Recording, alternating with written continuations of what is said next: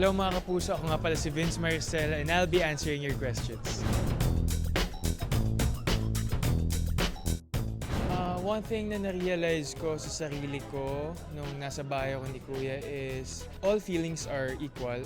Isa yun sa mga natutunan ko na pinaka-importante na feeling ko madadala ko din dito sa outside world. Kapamilya duo. Isa sa mga natutunan ko na sa isang kapamilya duo ko na stuck talaga sa akin is from Brent. Nakilalanin mo yung bawat isang tao para maintindihan mo kung saan siya nanggagaling.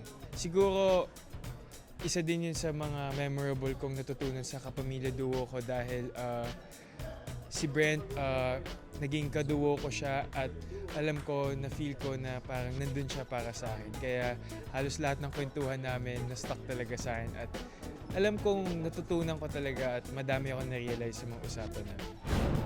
For me, pinaka-na-enjoy ko na house guest is si Donnie. Sa tingin ko, yung task niya itself, sobrang meaningful. At for me, sobrang memorable lang din talaga na makasama si Donnie, na makaband siya. Dahil, alam mo naman, nagka-game night kami. And syempre, sobrang enjoy lang talaga. Alam ko na once in a lifetime yung ganong klaseng opportunity at memory sa loob ng bahay ni Kuya. For me, is Nia and Charlie. Pinakita nila yung tapang nila, yung lakas ng loob nila.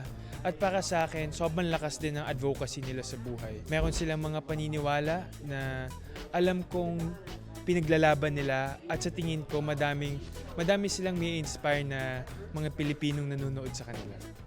Jeff Moses, best friend ko siya at feeling ko perfect na perfect yung personality niya sa loob ng bahay ni Kuya. Feeling ko ma-showcase niya din yung sarili niya sa bahay ni Kuya dahil sa skills niya, dahil sa talent niya at alam ko madami din may inspire sa story niya at sa ipapakita niya pag nakapasok siya sa loob ng bahay ni Kuya.